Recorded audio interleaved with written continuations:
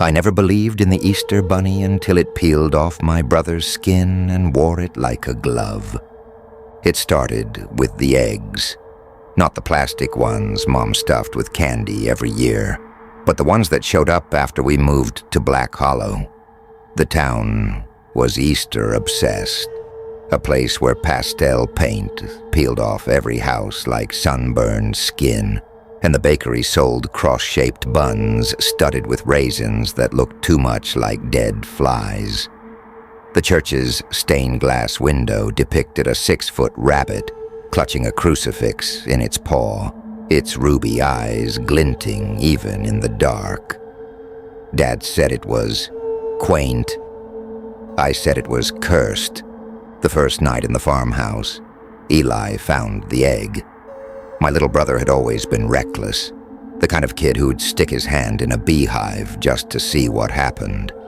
He'd claimed the bigger bedroom, the one with a closet that smelled like mothballs and damp earth. I heard him shriek, not in fear, but in delight. "Lily, look what was under my bed." The egg was gold, but not the shiny kind you'd win at a carnival. Dull and mottled, like old bone left out in the rain, it pulsed faintly in his hands, warm enough to fog the air around it. When he held it to his ear, we both heard it. A muffled thump, thump, thump, like a tiny heart trapped inside. "Don't crack it open," I said, but Eli never listened. He smashed it against the bedpost with a grin. The sound was like a raw chicken splitting. Inside wasn't yolk or candy. It was black. Thick, oily strands slithered out, coiling around his fingers like living tattoos. He giggled, half delighted, half terrified. "It tickles."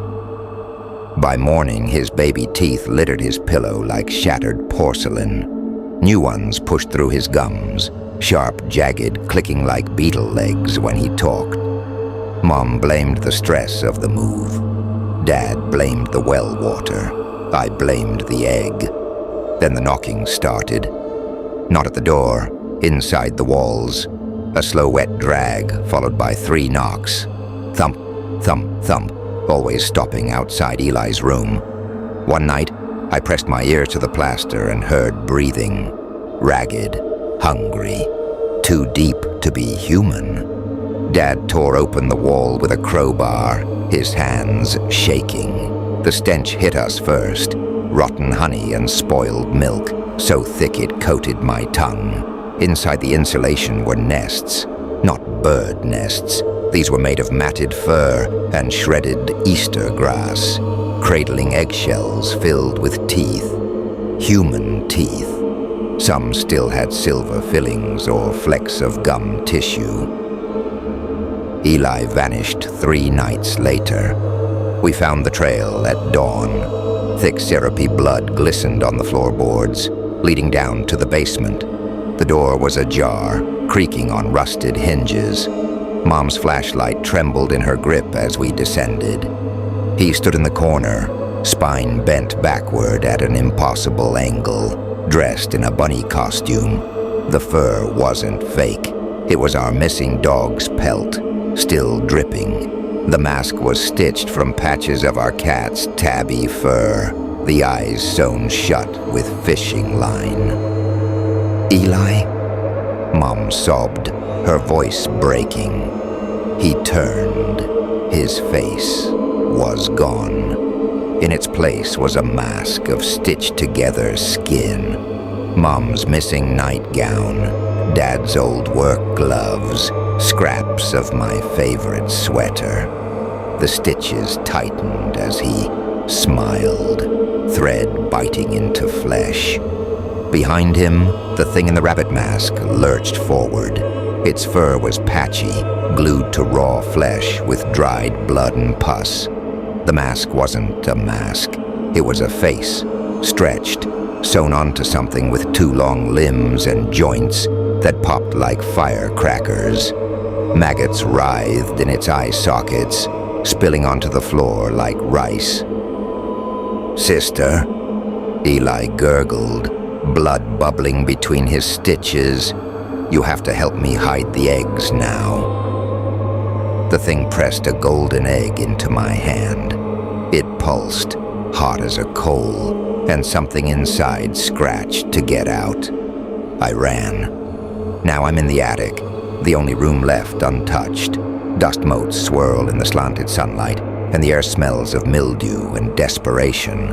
The knocking is everywhere. Walls, floor, ceiling, a relentless rhythm that shakes the rafters. Eli's voice drifts through the vents, singing, "Here comes Peter Cottontail," in a warped, watery tone. The egg in my palm just cracked open. Black threads snake up my arm, burrowing under my skin. They don't tickle, they burn, searing through muscle and bone like acid. My fingers twitch, nails lengthening into hooked claws. The attic door creaks open. A shadow stretches across the floor, too tall, too thin, its edges blurring like smoke. The thing steps into the light. Its mask is gone. Now it wears Eli's face, the stitches still fresh, the skin sagging like melted wax. It holds out another golden egg, its voice a chorus of Eli's giggles and the rabbit's guttural growl. "For you," it whispers. I try to scream, but my jaw locks. The threads have reached my neck, weaving through my vocal cords. My vision blurs, the world dissolving into a haze of pastel colors and rotting flowers. The egg pulses faster, its shell splitting with a wet crack. Inside, a new set of teeth glisten, sharp, eager, waiting to be worn. The thing tilts its head, maggots spilling from its eye sockets. "Don't fight it," it croons. "You'll make such a beautiful bunny." The last thing I see before the threads claim my eyes is the attic window shattering. Outside, the town glows with Easter lights, children laughing as they hunt for eggs in the twilight. Their baskets overflow with gold.